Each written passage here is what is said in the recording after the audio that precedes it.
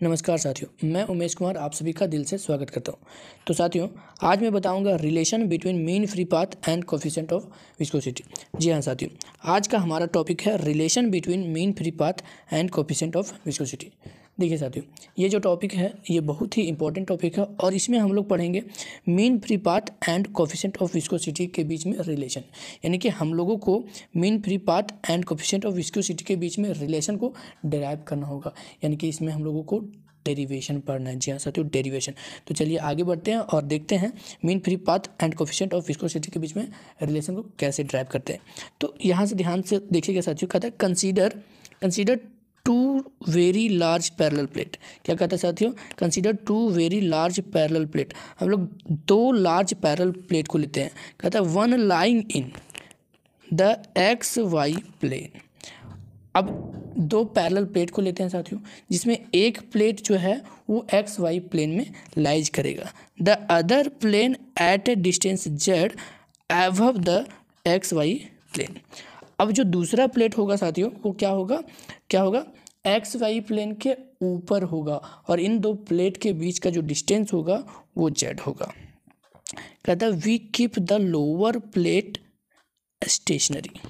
अब जो हम लोग नीचे वाले प्लेट को क्या करते हैं? स्टेशनरी कहने का मतलब साथियों रेस्ट मोशन में रहेगा, यानी कि नीचे वाला जो प्लेट होगा वो रेस्ट मोशन में होगा। रेस्ट होगा मतलब स्थिर होगा। And pull the upper plate in plus x direction with a velocity v। अब हम लोग क्या करते हैं कि जो अपर प्लेट है, जो ऊपर वाला जो प्लेट है, उसको प्लस एक्स के डायरेक्शन में धक्का देते हैं और उसका जो वेलोसिटी रहेगा उस टाइम वो कितना रहेगा? v रहेगा। ठीक है, अब चलिए इसको जो है हम लोग फिगर के सहायता से समझते हैं। अब इस फिगर को ध्यान से समझिएगा साथियों, इस फिगर को ध्यान से समझिएगा और देखिएगा। हम लोग यहाँ पे ये एक प्लेट हो गया और ये दूसरा प्लेट हो गया। ये हम लोगों ने दो प्लेट लिया और इन दो प्लेट के बीच का जो डिस्टेंस है साथियों वो हम लोगों ने कितना लिया है? जेड लिया है। नीचे वाला जो प्लेट है वो क्या है? Bottom plate at rest. नीचे वाला जो प्लेट है वो रेस्ट मोशन में है, यानी कि स्थिर है, इसमें कोई मूवमेंट नहीं है। और ये जो हमारा ऊपर वाला प्लेट है उसको हम लोग क्या करते हैं? वो प्लस एक्स एक्सिस की ओर धक्का देते हैं वेलोसिटी v के साथ। ठीक है साथियों, तो इस फिगर को अभी इतना समझिए, उसके बाद हम लोग आगे देखते हैं और आगे समझते हैं।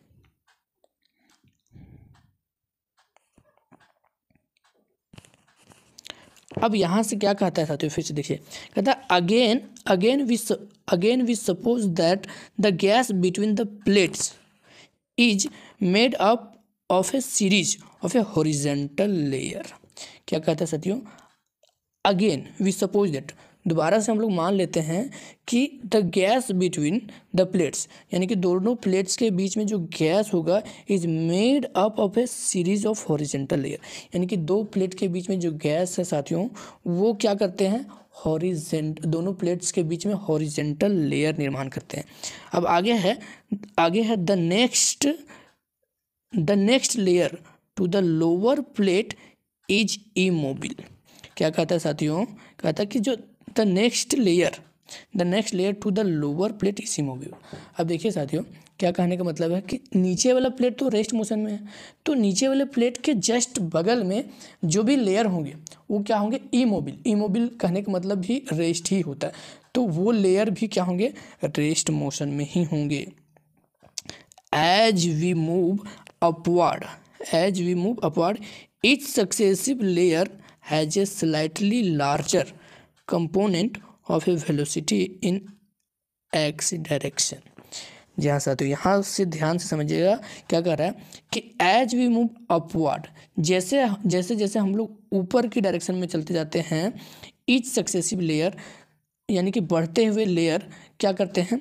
उनका जो वेलोसिटी है वो बढ़ते जाता है, वो भी एक्स डायरेक्शन में। ठीक है, अब इसको फिगर में समझिएगा साथियों, इसको फिगर में समझिएगा क्या कहता है। इस यहाँ पर समझिए क्या कहता है। यहाँ पर देखिए कि ये फर्स्ट प्लेट है और ये सेकेंड प्लेट है और इन दोनों प्लेट के बीच में जो गैस है वो क्या करते हैं, देखिए यहाँ से वो क्या करते हैं साथियों, ये हॉरिजेंटल लेयर बनाते हैं। ये क्या करते हैं, एक हॉरिजेंटल लेयर का सीरीज निर्माण करते हैं, हॉरिजेंटल लेयर का सीरीज निर्माण करते हैं। अब कहता क्या है कि अब चूंकि ये नीचे वाला प्लेट रेस्ट में है, तो इस नीचे वाले प्लेट के बगल में जो लेयर होंगे वो क्या होंगे, इमोबिल होंगे, यानी कि रेस्ट मोशन में। और जैसे जैसे हम लोग ऊपर की डायरेक्शन में जाते हैं, अपवर्ड डायरेक्शन में जाते हैं, तो ईच सक्सेसिव लेसन या लेयर, यानी कि बढ़ता हुआ जो लेयर है उनका जो वेलोसिटी है वो बढ़ते जाएगा, वो भी किस डायरेक्शन में, तो वो भी एक्स डायरेक्शन में। तो इसे आपको समझ में आया साथियों यहाँ तक। चलिए आगे देखते हैं। अब आगे देखिए, आगे क्या कहता है, the layer at the height Z has a velocity in the x direction given by V Z.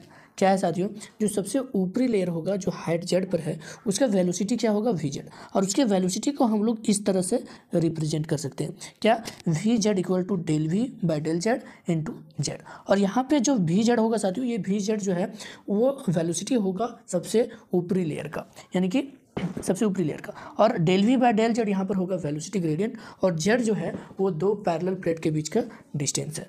अब आगे क्या है, अगर हम लोग at z equal to z, यानी कि छोटा जेड जो है उसके इक्वल टू हम लोग बड़ा जेड ले लेते हैं, और भी जेड इक्वल टू बड़ा भी ले लेते हैं। तो अगर ऐसा करेंगे हम लोग तो क्या होगा, आ जाएगा हमारा वैल्यू, क्या वैल्यू आएगा, ऐसा करने से हमारा क्या वैल्यू आता है साथियों, del we by del Z equal to we by Z आ जाएगा। अब ऐसा कैसे होगा, यहाँ से ध्यान से देखिएगा, अगर यहाँ से हम लोग देखिए, यहाँ से हम लोग del we by del z निकालना चाहेंगे, तो ये जो जेड होगा वो इधर आ जाएगा, वो जो जेड है वो यहाँ आ जाएगा। तो उस हिसाब से अगर हम लोग del we by del z यहाँ पर निकालें तो क्या हो जाएगा, वी जेड को हम लोगों ने क्या लिया है, वी ले लिया, और जेड को, ये छोटे वाले जेड को हम लोगों ने क्या लिया है, ये जेड ले लिया है, बड़ा वाला जेड। तो ये हो जाएगा हमारा del we by del Z equal to we by z. तो यहाँ तक आई थिंक आपको समझ में आ गया है। तो चलिए अब आगे बढ़ते हैं।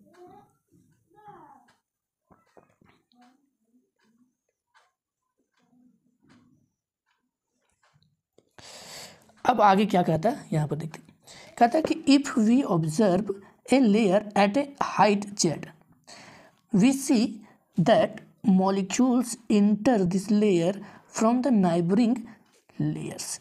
ध्यान से समझिएगा साथियों, क्या कहता है कि if you observe a layer at height z, यानी कि हम लोग अगर सबसे ऊपरी लेयर को ऑब्जर्व करें तो क्या देखते हैं कि वी सी दैट, हम लोग देखते हैं कि मॉलिक्यूल्स इंटर दिस लेयर, इस लेयर में जो मॉलिक्यूल्स इंटर करते हैं फ्रॉम द नाइबरिंग लेयर्स, यानी कि वो अपने आस पड़ोस के लेयर से इंटर करते हैं। यानी कि जो सबसे ऊपरी लेयर में जो मॉलिक्यूल इंटर करते हैं वहाँ कहाँ से इंटर करते हैं, तो अपने आस पास के लेयर से इंटर करते हैं। तो अब आगे क्या है, अब आगे है the molecules from the upper layer will bring extra momentum x in this layer. क्या कहने का मतलब है साथियों, कहने का मतलब ये है कि जो ऊपरी लेयर से मॉलिक्यूल इंटर करेंगे उनका जो मोमेंटम होगा वो एक्स्ट्रा होगा, यानी कि ज़्यादा होगा। सिंपल समझने वाली बात है, क्योंकि जो ऊपरी लेयर हैं वो क्या होते हैं, मूवमेंट में होते हैं, मोशन में होते हैं, तो उनका जो मोमेंटम होगा वो ज़्यादा होगा। वाइल, जबकि those which come from below are deficient in momentum, यानी कि वैसे मॉलिक्यूल जो निचले लेयर से एंटर्स करते हैं उनका जो मोमेंटम होगा वो कम होगा। सिंपल सी बात, क्यों, क्योंकि जो निचले लेयर हैं, जो निचला प्लेट है वो होता है स्टेशनरी, यानी कि रेस्ट में होते हैं, तो उनके जो बगल वाले लेयर होते हैं वो भी इमोबिल होते हैं, यानी कि रेस्ट मोशन में होते हैं, कम मूवमेंट में होते हैं उसमें, तो उनका जो मोमेंटम होगा वो कम ही होगा। ठीक है साथियों, तो यहाँ तक आई थिंक आपको समझ में आया। अब आगे क्या है देखिए,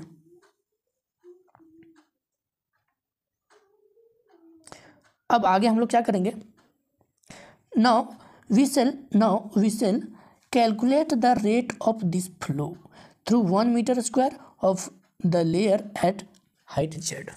अब सिंपल सा कहना ये साथियों कि ये जो लेयर्स हैं, ये जो मॉलिक्यूल्स हैं, ठीक है, नीचे से ऊपर और ऊपर से नीचे, यानी कि डाउनवर्ड और अपवर्ड जो मूव कर रहे हैं, तो उनका रेट ऑफ फ्लो क्या होगा, किस रेट ऑफ फ्लो से ये मूव कर रहे हैं, तो अब हम लोग जो है सो उनका रेट ऑफ फ्लो निकालेंगे। ठीक है साथियों, तो चलिए देखते हैं इनका रेट ऑफ फ्लो क्या है।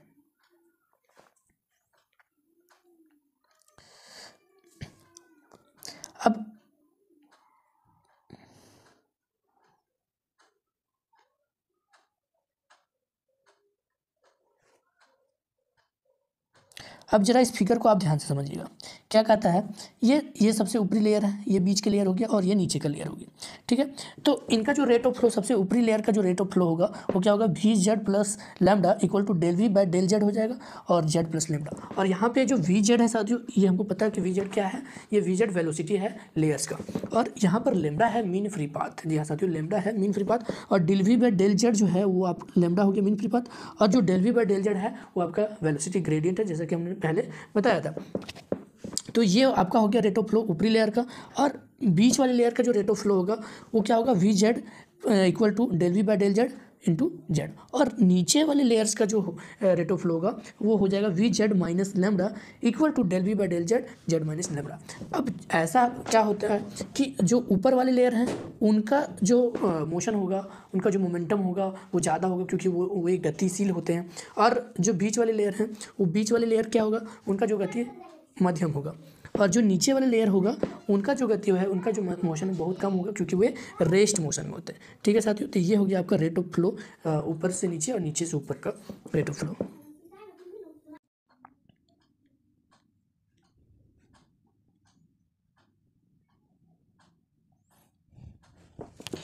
अब देखिए साथियों, आगे क्या है, कहता है the number of molecules passing downward through 1 metre square पर second is 1/6 n star u to the बार।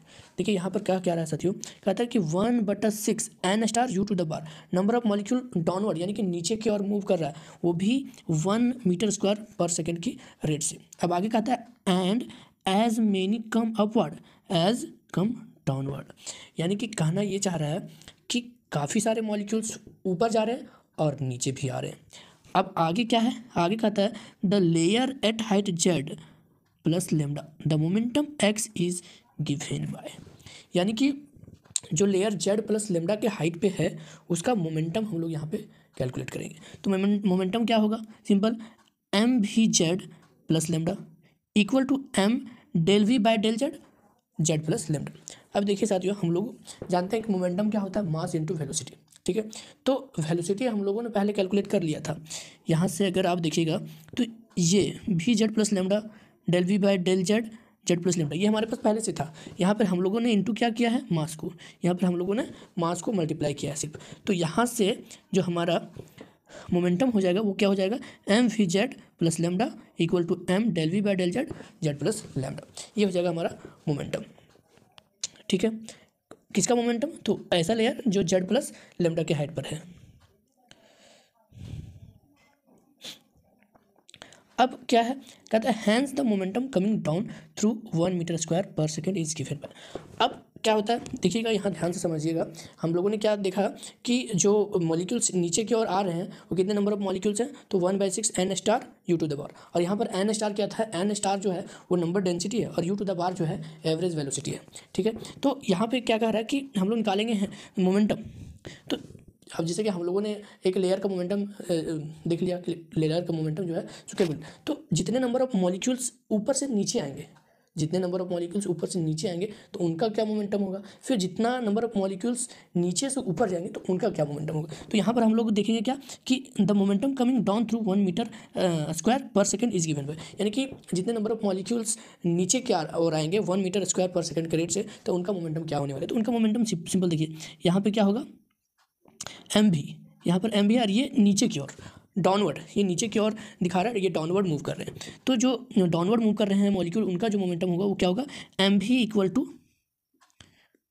उनका मोमेंटम हो जाएगा एम भी equal to 1/6 n star u to the bar m del we by del z z plus lambda, ठीक है। तो यहाँ पे हमने जैसे कि बताया कि n स्टार जो है वो नंबर डेंसिटी है और यू टू द बार जो है सो एवरेज वेलोसिटी है, ठीक है, ये मॉलिक्यूल्स का। तो ये किसका मोमेंटम था, यानी कि नंबर ऑफ मॉलिक्यूल जो ऊपर से नीचे की ओर मूव कर रहे तो उनका मोमेंटम निकालते। Similarly the momentum coming up is given by, अब क्या है, जो मॉलिक्यूल नीचे से ऊपर जाएंगे उनका क्या मोमेंटम होगा, तो उनका मोमेंटम देखिए एम भी, ये अपवर्ड यानी कि नीचे से ऊपर क्यों जा रहे हैं, तो उनका भी क्या होगा 1/6 n star u to the power m del we by del z z minus lambda, क्योंकि ये नीचे से ऊपर जा रहे हैं ना, तो नीचे से ऊपर जा रहे हैं तो नीचे वाले लेयर का हाइट क्या होता है, जेड माइनस लेमडा, नीचे वाले जो लेयर है वो जेड माइनस लेमडा के हाइट पे होते हैं। तो समझ में आया कि जब मॉलिक्यूल ऊपर से, एक मिनट, जब मॉलिक्यूल ऊपर से नीचे की ओर आएगा यानी कि डाउनवर्ड आएगा तब उसका मोमेंटम ये होगा, ये वाला। और जब मॉलिक्यूल्स नीचे से ऊपर की ओर जाएगा यानी कि अपवर्ड जाएगा नीचे से ऊपर, तो उसका मोमेंटम ये हो जाएगा। ठीक है, तो आपको समझ में आ गया। अब आगे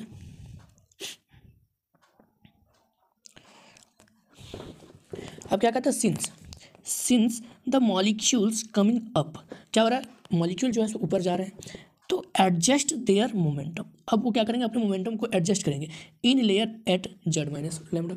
जेड माइनस लेमडा के हाइट पे जो है वो अपना मोमेंटम को एडजस्ट करेंगे ऊपर जाने के लिए। तो उस समय the net downward flow of momentum, यानी कि उस समय जो net downward flow of momentum होगा एक्स का, वो हम लोग इस तरह से निकालेंगे। यानी कि सिंपल, जो मोमेंटम नीचे की ओर शिफ्ट हुआ और जो मोमेंटम ऊपर की ओर शिफ्ट हुआ, तो दोनों को माइनस करेंगे तो ये मोमेंटम निकल के आएगा 1/3 n star u to the bar m lambda del we by del z. तो ये जो हमारा है आया वो नेट मोमेंटम निकल के आया है। ठीक है,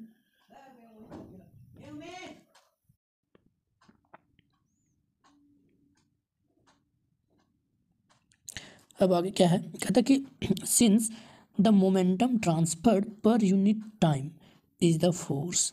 क्या कहता है कि पर यूनिट टाइम यानी कि प्रति इकाई समय में जो मोमेंटम ट्रांसफर्ड होता है वो अब बन जाएगा फोर्स। और वो फोर्स कहाँ पर एक्ट करेगा, देखिए, the force acting in the x direction on 1m² of the lower plate is given by, यानी कि वो जो फोर्स है वो अब लोअर प्लेट पर काम कर रहा है इन द एक्स डायरेक्शन, यानी कि जो प्रति इकाई समय में जो मोमेंटम ट्रांसफर हो रहा है वो कहाँ पे हो रहा है, वो सारा का सारा लोअर यानी कि नीचे वाले प्लेट पर फोर्स की तरह काम कर रहा है। यानी कि वो जो है सो अब वो जो टोटल मोमेंटम है, नेट मोमेंटम, वो फोर्स बन जा रहा है। ठीक है, और वो कहाँ काम कर रहा है, लोअर प्लेट पर, नीचे वाले प्लेट पर और एक्स डायरेक्शन में। ठीक है, तो यही बात यहाँ पर अब क्या गया, वो जो टोटल मोमेंटम है वो अब हमारा बन जाएगा फोर्स, तो एफ एक्स। और ये हमारा जो है टोटल मोमेंटम वो निकला था वो ये हमारा 1/3 n star u to the bar m lambda del we by del z. और इसको हम लोगों ने ले लिया है इक्वेशन 1। ठीक है,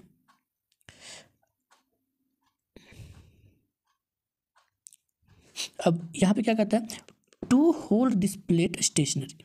अब देखिए, अब चूंकि हम लोग जानते हैं कि नीचे वाला जो प्लेट है, जो लोअर प्लेट है, वो स्टेशनरी यानी कि रेस्ट में होता है, तो उसको रेस्ट मोशन में बनाए रखने के लिए हमें क्या करना पड़ेगा, we must apply an equal and opposite force F minus x.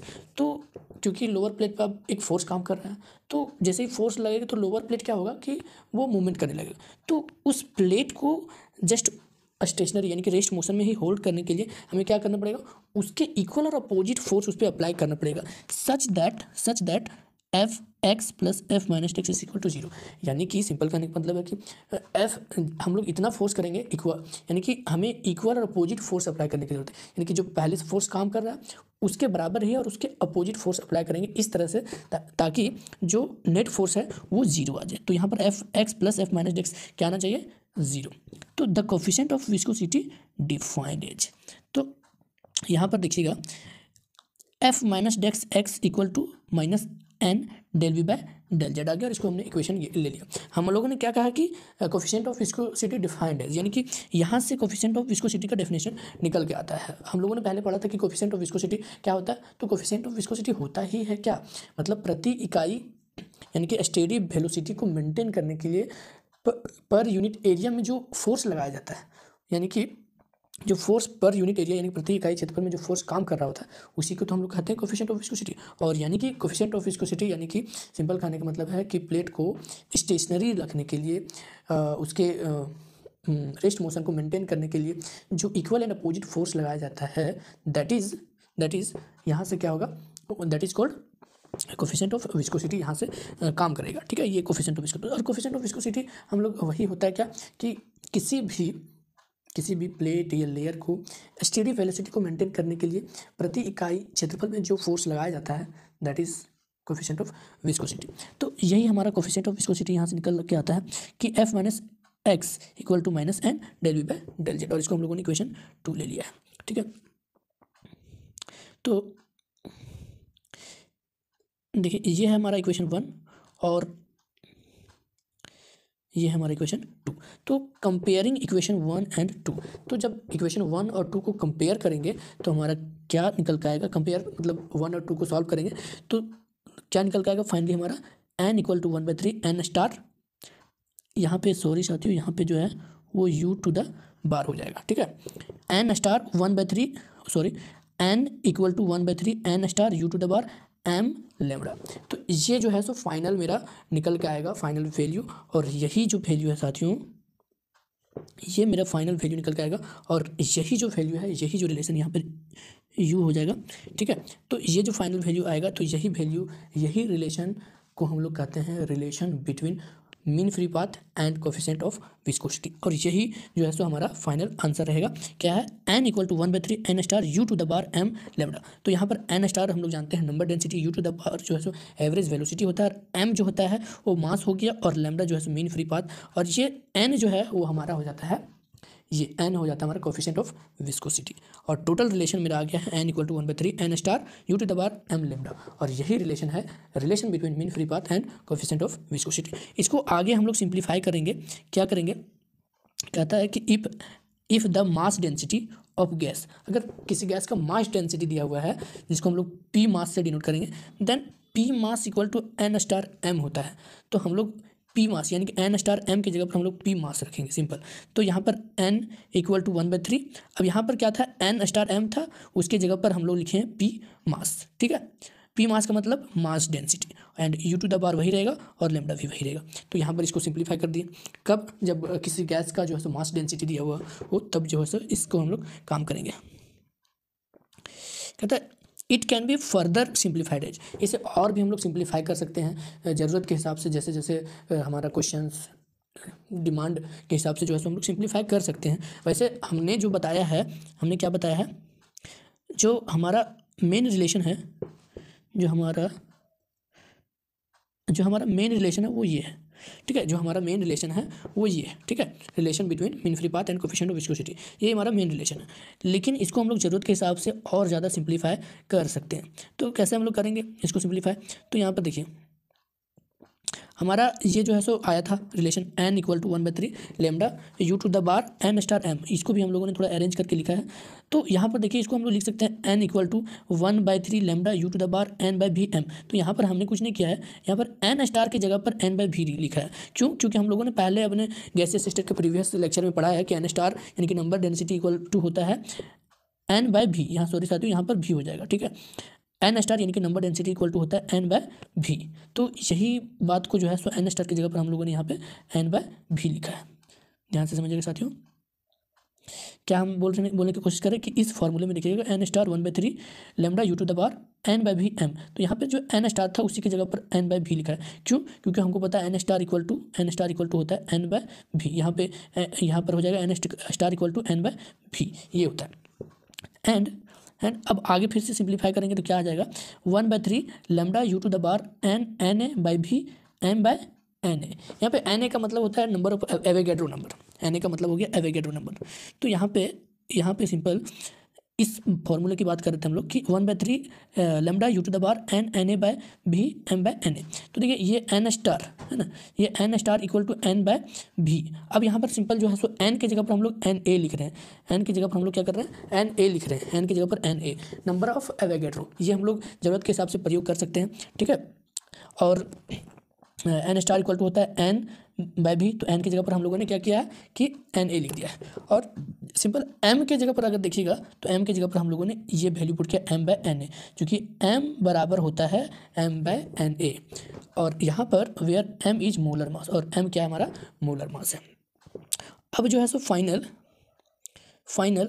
देखिए, अब जो हमारा फाइनल रिलेशन निकल के आता है एन बराबर 1/3 lambda u to the bar m a, ठीक है। क्या आ गया, n equal to 1/3 lambda u to the bar m a, और ये हमारा क्या आ गया, फाइनल रिलेशन आ गया सिंप्लीफाई करके। तो ज़रूरत के हिसाब से हम लोग सिंप्लीफाई करेंगे तो फाइनल मेरा ये आंसर आएगा, और ये जो होगा फाइनल रिलेशन होगा mean free path and coefficient of viscosity. और यहाँ पर वेयर ए क्या है, ए इज द मोलर कॉन्सेंट्रेशन, ए क्या हमारा मोलर कॉन्सेंट्रेशन है ऑफ द गैस ए का, मोलर कॉन्सेंट्रेशन होगा ऑफ द गैस ए का, और इसके इक्वल टू होता है एन बाय भी।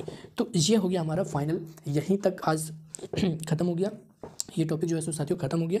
ये क्या है, ये बहुत ही इंपॉर्टेंट टॉपिक था, थोड़ा लंबा हो गया, लेकिन आई थिंक कि आपको समझ में आया होगा। मैंने कोशिश किया कि इसको जितना आसानी से समझाया जाए, क्योंकि रिलेशन है, डेरिवेशन है, और हम लोग बीएससी के लेवल से पढ़ रहे हैं, तो इतना जो तो बनता है। और जो है सो कोई दिक्कत नहीं है, आप लोग इसको पढ़िए, क्योंकि ये एग्जाम के व्यू से जो है सो इंपॉर्टेंट है, और ये रिलेशन जो है वो आपको काम आएगा। ठीक है, तो आज के वीडियो में बस इतना ही। मिलते हैं हम अपने अगले वीडियो में, तब तक के लिए बाय बाय, धन्यवाद।